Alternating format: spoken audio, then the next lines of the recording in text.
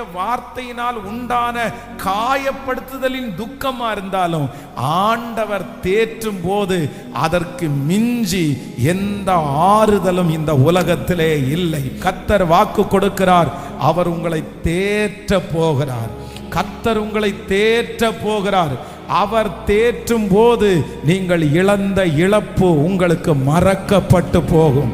நீங்கள் இழந்தது மறக்கப்பட்டு போகும்.